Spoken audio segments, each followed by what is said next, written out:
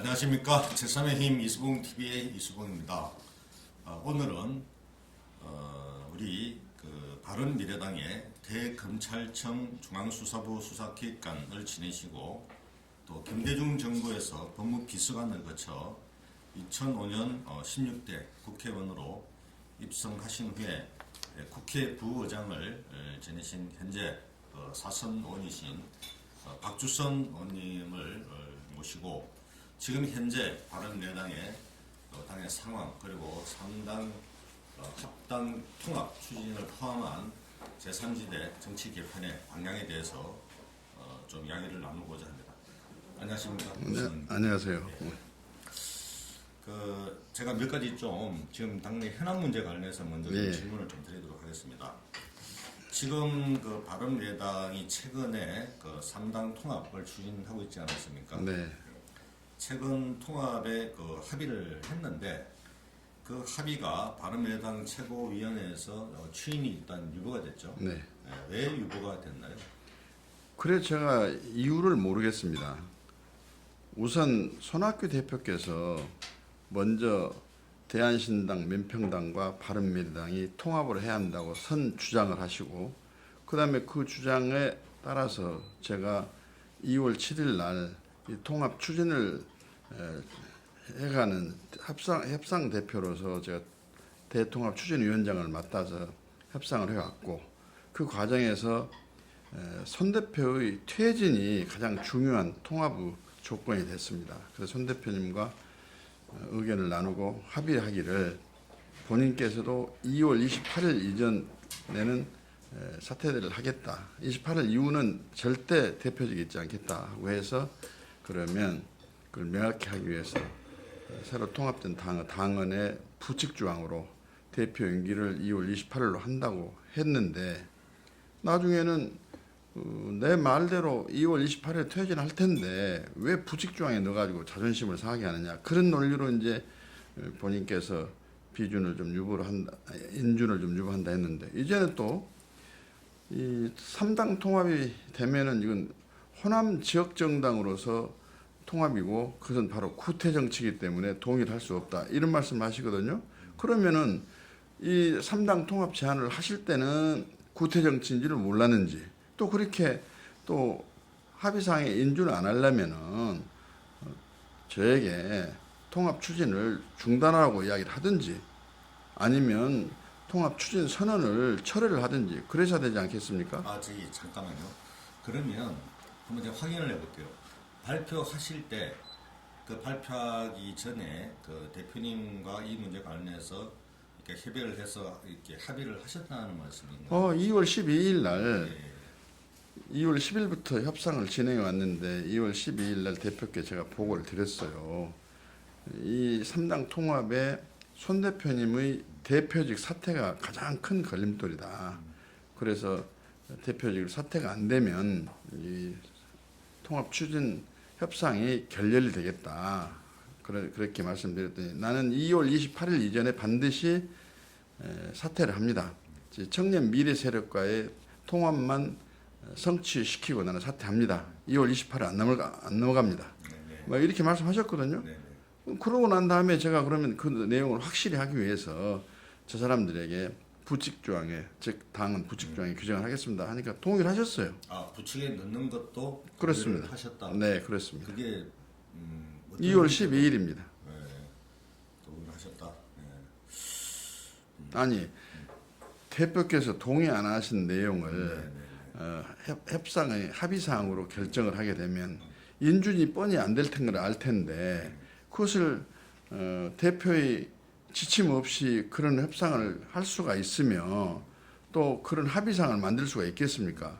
제가 바보가 아닌 이상 대표가 사실상 이 합의안에 인준을 해줘야 되는데 대표 뜻하고 다르게 협상을 해오면 인준 안 해줄 게 뻔한데 그러면 협상 결과 협상문을 휘질적으로 만들려고 그런 짓을 제가 했겠습니까? 근데 어쨌든 지금 표면적으로 보면 부칙으로 명시하는 것은 좀 적절치 못하다. 이제 지금 이렇게 말을 하시고 계시지 않습니까? 나는 왜 적절치 못한지 이해할 수가 없어요.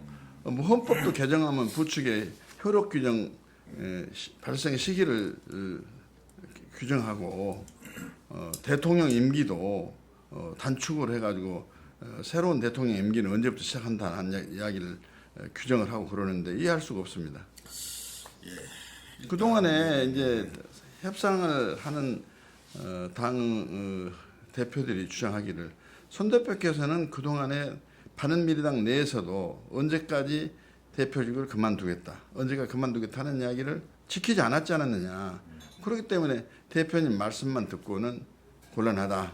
그러니까 부칙 조항이라도 규정을 해달라. 이제 이런 주장에서 그렇게 합의를 하게 된 거거든요.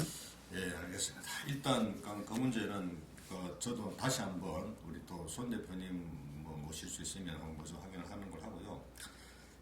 우리 저기 박주선 의원님은 아까도 제가 소개를 시켜드렸지만 사실 바른미래당의 당 대표를 맡으셨고 사실상 우리 당의 최고 좌장이신 격인 어른이신데 지금 당 상황 관련해서 정말 참 고민이 많으시리라 생각합니다. 근데 이번에 출연하셨던 3당의 통합의 의미에 대해서 한번 좀 여쭙고 싶습니다. 그러니까 왜냐하면 이게 분명히 3당 통합을 해야 된다고 했다가 이것을 다시 이게 무슨 호남 지역주의에 갇힌다는 이유로 이게 좀 반대하는 분위기가 있으니까 이 취지에 대해서 다시 한번 좀 설명 부탁드리겠습니다. 우선 바른미래당의 전신은 국민의당입니다. 국민의당은 2016년 2월 창당할 때에 노선과 가치를 진보와 보수의 이념 정치를 배제를 하고 중도 실용 민생 정당을 지향하는 그런 정체성을 가지고 출범을 했습니다.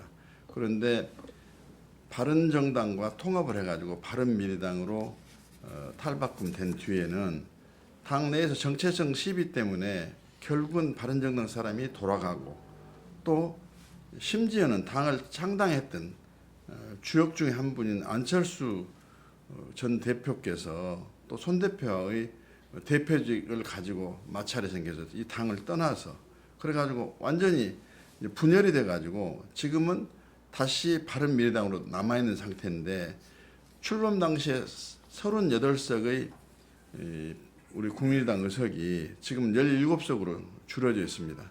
그러다 보니까 국민의당 시절에는 아까 말씀드린 대로 이념 정치를 배제하면서 중도, 실용, 민생의 정치를 주도하고 국회 내에서 또 협치의 정치를 실현하는데 주도적인 역할을 했는데 지금 바른미래당은 사실상 국민에게 약속을 했고 그런 목표로 출범했는데 국민의당의 역할을 제대로 하지를 못했습니다. 그런 지금은 민주당이 무능하고 실정을 거듭하고 있어서 나라가 너무 어렵게 돼가고 있는데 또 자유한국당은 국정농단, 부정부패 정당으로 국민의 인식과 평가를 받고 있어서 두 정당을 대신할 수 있는 진보와 보수를 아우르고 아까 말씀드린 국가를 위하고 국민을 위해서 필요한 정책이라면 보수 진보를 가리지 않고 우리가 사용할 수 있는 그런 정당을 만들어 놔야 국민이 민주당을 또 이번에 새로 만들어진 미래통합당 거기를 대신하는 정당으로 우리를 평가를 보고 우리를 지지할 수가 있게 되는 것이 아니냐. 다시 말하면 저희들이 3당 통합을 이루게 해서 중도, 실용, 민생에 동의하는 정치 세력과 더 규합을 하고 더 세력화를 시키면 우리가 아까 말씀드린 대로 민주당과 미래통합당의 대안의 역할을 할 수 있다. 그러기 위해서는 우리하고 함께 했다가 바른미래당 창당 과정에서 분열했던 대한신당 또 민평당도 중도 실용 민생정당의 기치로 창당을 해가지고 우리 협상 과정에도 저는 동의를 했기 때문에 통합을 하려고 하는 겁니다. 그러니까 가치와 노선이 동일하기 때문에 통합을 하려고 하는 것이지 호남을 기반으로 하는 정당이기 때문에 통합하려는 게 아닙니다. 또 그리고 가치와 노선이 함께하면 지역은 의미가 없습니다. 호남이 주가 되든 영남이 주가 되든 그래가지고 이거 통합이 돼가지고 새로운 정당으로 더 규모를 외연을 확대를 시키는 역할을 하는 것이 필요하다 생각이 들어서 난 손 대표님 제안을 나는 긍정적으로 수용을 하고 그래서 협상을 제가 주도해 왔습니다. 그러니까 한마디로 현재의 그 3당의 통합을 호남 지역주의 정치의 복원 이렇게 규정하면 안 되고 원래 호남이 민주화 투쟁의 본산이기도 하지 않았습니까? 그러면 이것을 한 단계 더 발전시킨 민생 실효 중심 정치를 하겠다는 그 가치를 중심으로 우리가 통합을 하는 것이기 때문에 그렇습니다. 이거를 왜곡하지 마라 이제 이런 말씀이신데 아니 그러면 예, 예. 국민의당이 출범할 당시에 호남무 지역구 28석 중에서 23석을 당선을 했고 그 결과로 민주당보다도 정당 득표율에서 1.2%를 더 받아서 비례대표 의석을 13석이나 얻었는데 그 당시는 호남 정당이라는 이야기는 안 했거든요. 그렇죠. 예, 예. 바로 중도 실용 민생 정당이라고 그랬습니다. 근데 이제는 지금 3당이 통합하더라도 지역구 국회의원이 16명밖에 안 됩니다.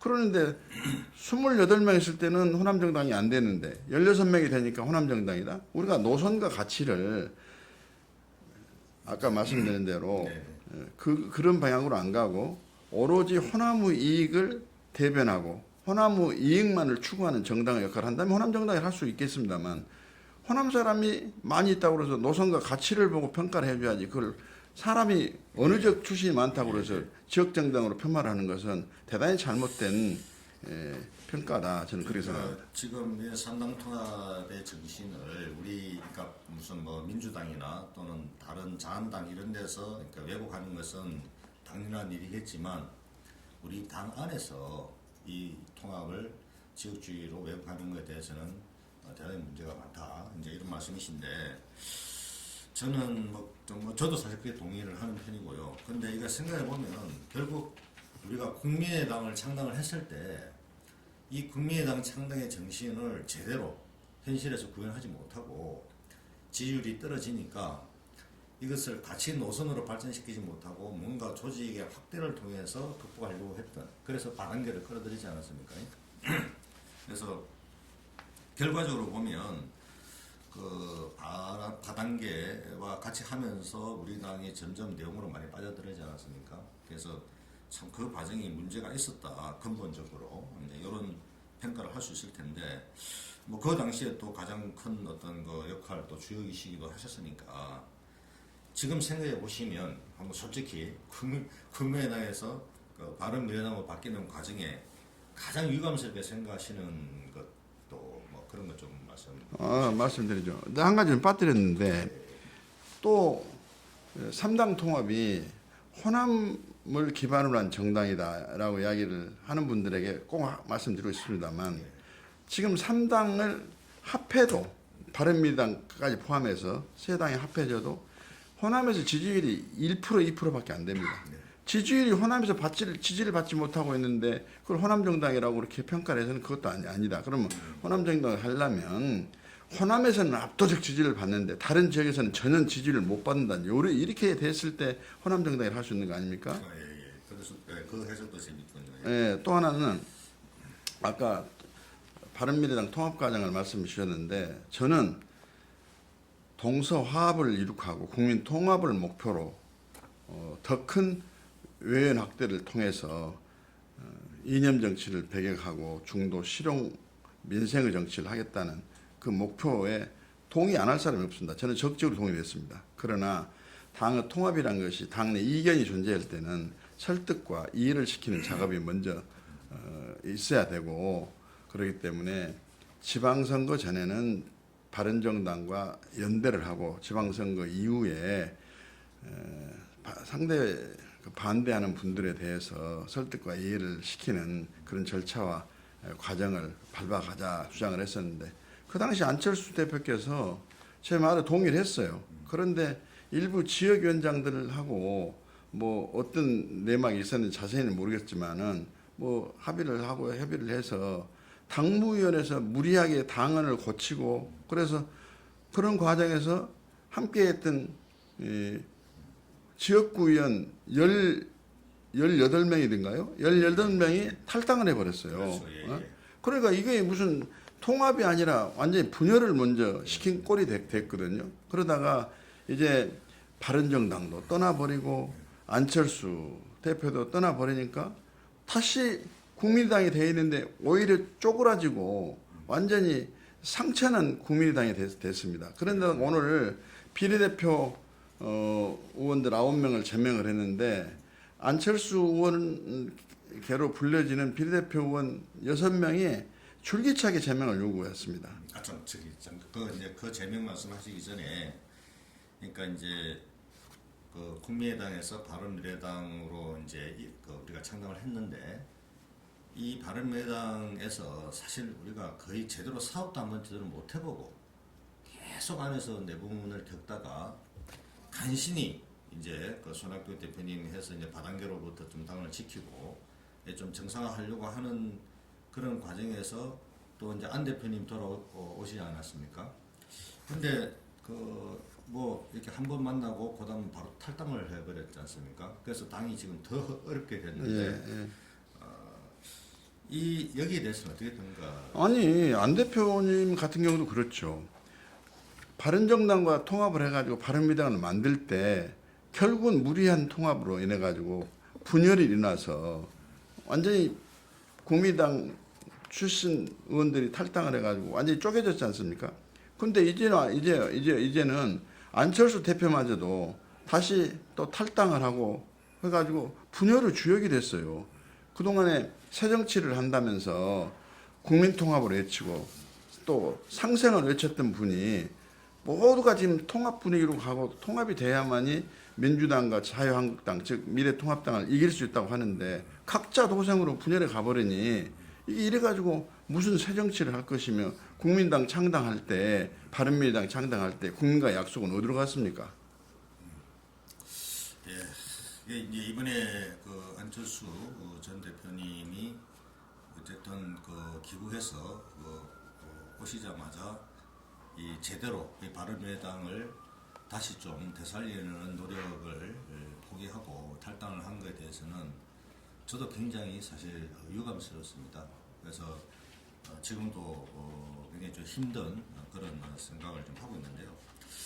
그런데 지금 그 이후에 우리가 당을 어떻게든 수습을 잘 해야 되는데 이 과정이 지금 결국은 3당 통합 그리고 그게 또 미래세대 통합 그게 또 더 중도를 표방하는 많은 분들을 통합해서 제대로 총선을 좀 치르고자 했던 그게 현재 우선 손학규 대표와 안철수 전 대표의 서로의 어떤 분열 때문에 아주 지금 어려운 상황 아닙니까? 이런 상황에서 저도 이제 원외위원장이기도 하지만 우리 당원들과 원외위원장들이 오늘 사실 더 걱정되는 거는 또 비례들을 오늘 또 제명하지 않았습니까? 이렇게 되면 도대체 어떻게 되는 건가? 굉장히 큰 지금 걱정과 불안 그리고 또 원망도 좀 많이 듣고 있습니다. 오늘 어떤 제명의 배경이나 또 어떻게 하실 건지 한번 좀 말씀 주십시오. 우선 우리 원외위원장들께서 정말로 고생이 많이 하고 이번 4.15 총선에서 승리를 하겠다고 그야말로 피눈물을 흘려가면서 이렇게 고생을 하고 계시는데 중앙당이 이렇게 분열이 돼가지고 꿈이 깨지고 또 이상이 매몰되고 이런 상황을 생각해 보면 정말로 가슴 아픕니다. 정말 미안합니다. 그런데 안철수 대표의 비례대표 6분은 그동안 줄기차게 비례대표 제명을 요구하고 그런 제명이 당하면 안철수 대표와 함께 하겠다 그렇게 주장을 해왔는데 저희들이 교섭단체를 구성하고 있었는데 그 6명을 제명을 해줘버리면 바른미래당 교섭단체가 붕괴가 됩니다. 그래서 있을 수가 없다.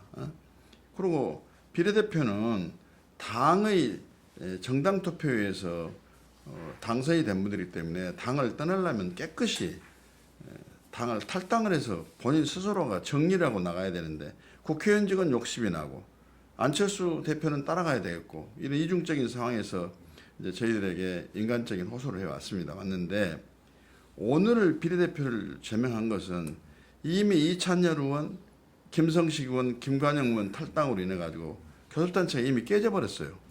그런데 이 비례대표를 붙잡고 있다는 것이 공당으로서 떳떳하지도 못하고 또 함께 당을 했던 동지들에 대한 뭐 인간적인 측면에서도 좀 배려를 할 필요가 있고 특히나 좀 소인배정 그런 모습으로 바른미래당이 비춰서는 안 되고 선의 경쟁을 해야 할 4.15 총선에서의 정치 보복 내지는 타당 입지를 아주 어렵게 만들기 위해서 또 우리 당을 떠나는 비례대표 의원들에게 골탕을 먹이기 위해서 이걸 제명을 거부한다는 것은 당당하지도 않고 신뢰면에서도 우리에게 도움도 되지도 않고 그래서 이미 깨진 교섭단체 속에 그대로 붙잡아 놓아둘 이유가 없다 해가지고 우리가 풀어준 겁니다.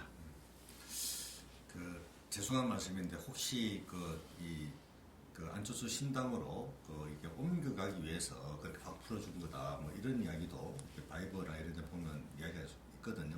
우리가 안철수 신당으로 가기 위해서 제가요? 네. 그런 것은 꿈에도 생각해 본 일이 없고 네. 뭐 그분이 떠나가면서 이런 방구에 귀띔도 한 일이 없고 의견을 물어본 일도 없고 그러고 어떻게 자기 당을 만들어 놓고 대표직을 본인이 가질 수 없다고 그래가지고 당을 떠나면서 새로운 당을 창당을 합니까? 그래가지고 민주당, 미래통합당과 경쟁할 수 있겠습니까? 그래가지고 총선에서 갈모갈 만한 성과를 낼 수 있겠습니까? 그래가지고 한국 정치를 바꿀 수 있겠습니까? 네, 그 말씀에 모든 답변이 함축되어 있다고 이해를 하겠습니다. 그런데 지금 문제는 자, 지금까지 이제 오늘까지 벌어진 상황을 놓고 우리 지역위원장님들이 사실 이제 굉장히 좀 절망, 매일매일 아마 그럴 겁니다. 예, 예.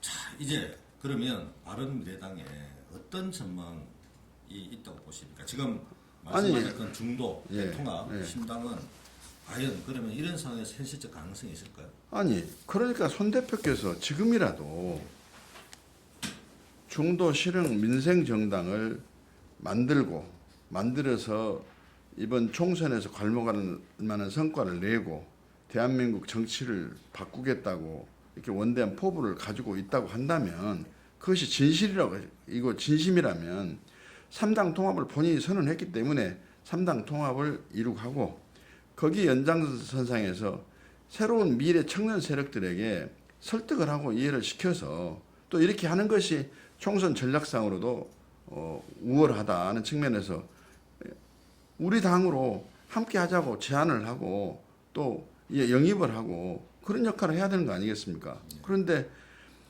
본인이 제안한 제안마저도 인준을 못 해준다 하면은 이게 정치를 희화화하는 것도 아니고 아니 대표 개인에 대해서 신뢰가 무너지고 신의가 깨져버린 거 아니겠습니까? 그래가지고 어떻게 당을 함께 할 수 있겠느냐? 그러니까 이제 지금 이제 사실 손학규 대표님의 이야기에도 이제 일리가 있는 이야기가 있다면 어떤 거냐면 미래 세대를 먼저 한 다음에 그 다음에 호남을 이렇게 좀 하는 게 현실적으로 지금 필요하다는 이제 취지가 있거든요. 그래서 만약에 이제 그렇다면 지금 현실적으로 진행되고 있었던 호남 통합과 아니 미래 세대 그래 통합을 좋아요. 저도 동시에 원래 미래 세력을 통합을 하고 그다음에 아까 말씀드린 3당 통합을 이루고 하자 그래서 저는 전적으로 공감을 했습니다. 그런데 불쑥 손 대표께서 3당 통합을 먼저 하자고 제안을 해가지고 여기까지 온 거 아닙니까?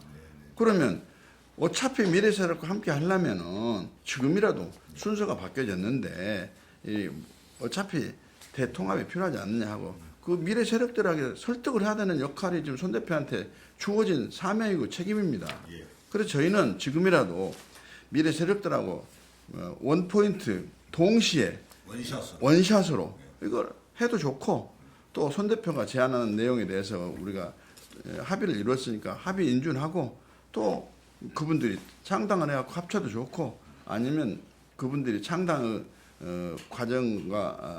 과정에서 시간과 비용을 낭비한 것을 막고 실용적으로 같이 합치는 방법을 강구해도 좋고 다 좋다 이 말이에요. 네.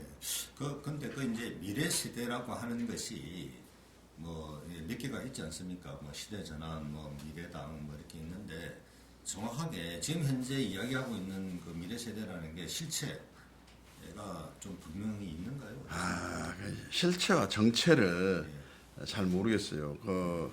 그분들에 대한 평가가 아주 과소평가한 분도 있고 네. 또 몇몇 보면은 좀 스펙이 괜찮은 분들도 있다 이렇게 이야기하는데 그게 예를 들면 현역 국회의원이 없는 이상만 그리고 가치만 가지고 내세워 가지고 현실 선거에서 승리의 가능성이 얼마나 있는지 내가 묻지 않을 수가 없습니다. 지금 이번에 후보자를 낼 당이 30개가 되느니 40개가 되니 그런 상황이고 투표용지가 그러다 보니까 1m도 될 거다 막 이러는데 그런 경우에 1번, 2번, 3번, 4번도 아닌 정당이 20번, 30번이 돼가지고 화가는 선거에서 이길 수 있을까요?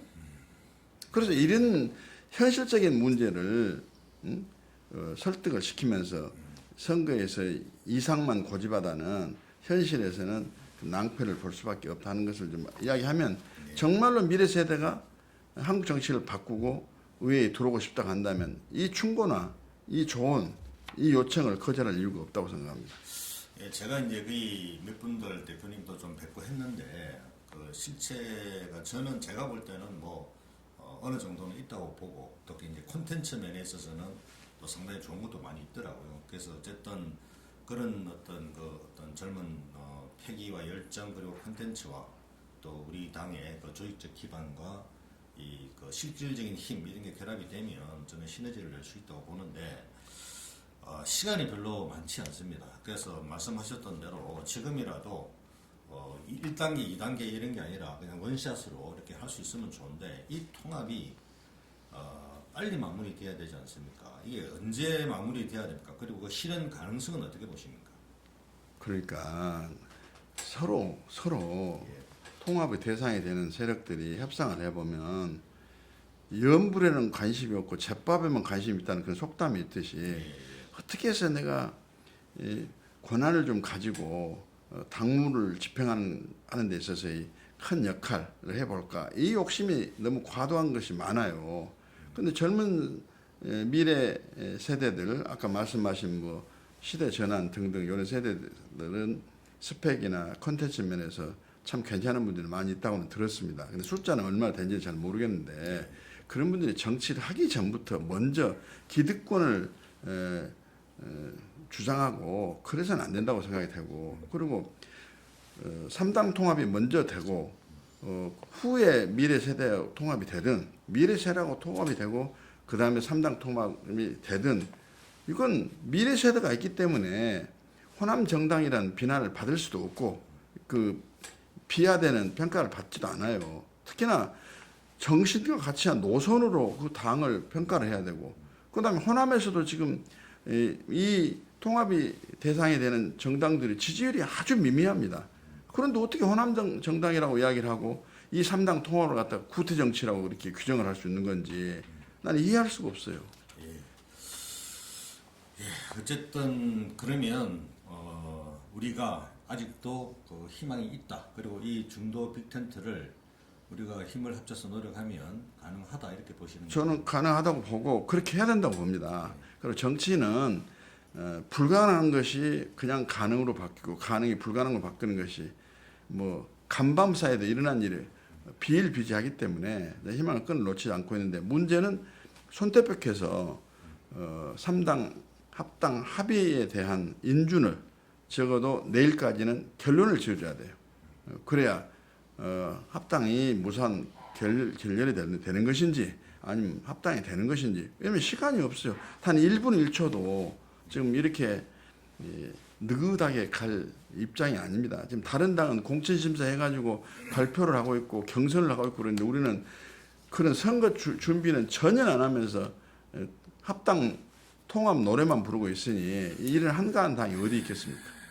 예, 맞습니다. 근데 이게 이제 오늘 그 제명권 때문에 또 이제 당 내에서는 상당히 이게 또 이제 논란이 되고 갈등에 지금 또 이렇게 중심이 되고 있어서 왜 제명을 그만 해주지 말아야 한다는 건가요? 그러니까 이제 이렇게 되면 바른미래당 중심의 통합의 힘이 좀 빠지는 거 아니냐 이렇게 걱정. 아니 그러니까 안철수 대표가 사퇴할 때부터 아니 탈당을 할 때부터 바른미래당을 아주 바람을 빠지게 해가지고 아주 쭈그러진 정당을 만들어 놨죠. 그러면서 안철수 대표가 가면서 또 그 탈당을 해가지고 안철수 대표를 따라가는 사람도 그래요. 도대체 정치를 하기 위해서 가는 건지 안철수 전 대표하고의 인간적인 인연 때문에 마지못해서 가는 건지 알 수는 없지만 이게 계파 정치 없애야 된다고 안철수 전 대표는 새정치에 주장을 해왔는데 완전히 계파에 따라서 지금 탈당이 이루어지고 있지 않습니까? 이건 새정치도 아니죠, 이것은. 예. 여튼 그러면 알겠습니다. 일단 그 말씀에 그 지금 현재 상황에서의 그 희망의 끈을 우리가 놔서는 안 된다는 그런 말씀을 해주셨는데 마지막으로 우리 지금 굉장히 힘들어하시는 지역위원장님 또 당원들 그리고 우리 국민들께 마지막으로 한 말씀 좀 부탁드리겠습니다. 우리 지역위원장들 정말 수고가 많고 중앙당이 제대로 역할을 못하고 사명을 이행하지 못해서 여러분에게 피해가 돌아가고 있어서 정말로 얼굴을 들 수 없을 정도로 미안합니다.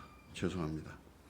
또 국민들께는 사실 국민당 출범했을 때 약속을 지키기는커녕 오히려 지금 보니까 국민들에게 사기 행각을 했지 않았냐 하는 호된 비판을 받아도 거기에 대한 대꾸를 하기가 좀 어려운 심정이다.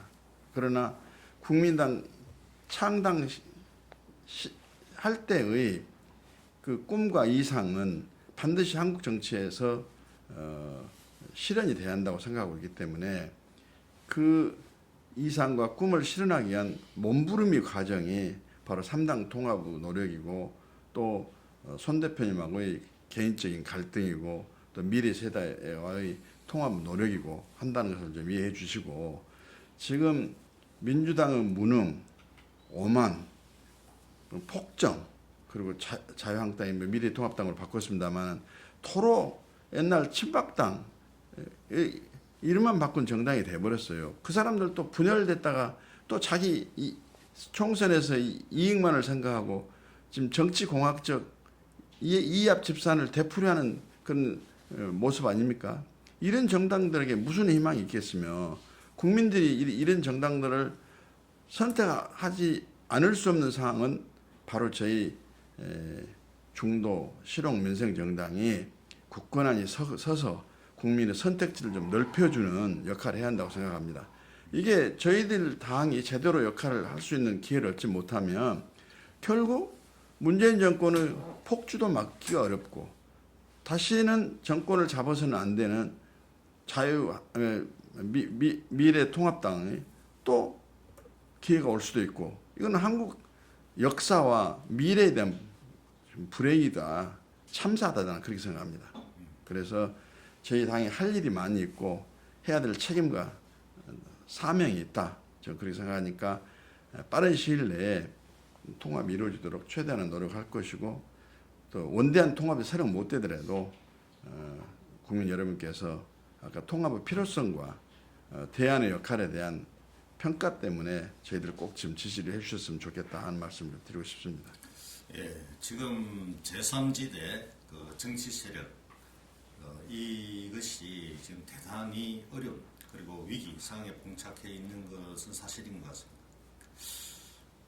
저는 이 일련의 과정을 보면서 무신분립이라는 말이 생각이 났습니다.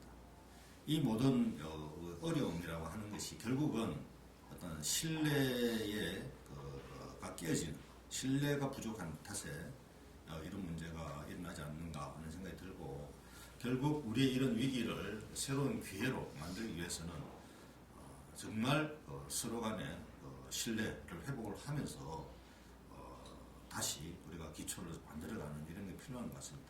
지금 이런 어려운 상황에서도 끝까지 우리 당을 또 이렇게 지키시면서 더 확장할 수 있도록 통합추진위원회 위원장 맡고 계신 박주선 의원님께 다시 한번 좀 감사드리면서 우리 손학규 대표님을 포함해서 마지막까지 정말 한번 이 최후의 노력을 해서 반드시 우리 당을 이번 총선에서 승리의 길로 갈 수 있도록 그렇게 좀 노력해 주실 것을 부탁을 좀 드리겠습니다. 우리 역할이 좀 남아 있고 또 국민께 조그마한 사죄의 의미에서라도 우리 당이 세워져서 21대 국회에서 국민을 위하고 나라를 위하는 참 바르고 옳고 곧은 역할을 저는 해야 한다고 생각합니다. 예, 다음에는 통합 성공의 그런 축하 어떤 그런 발표를 좀 여기서 다시 한번 해주시기 바랍니다. 오늘 나와주셔서 감사합니다. 감사합니다.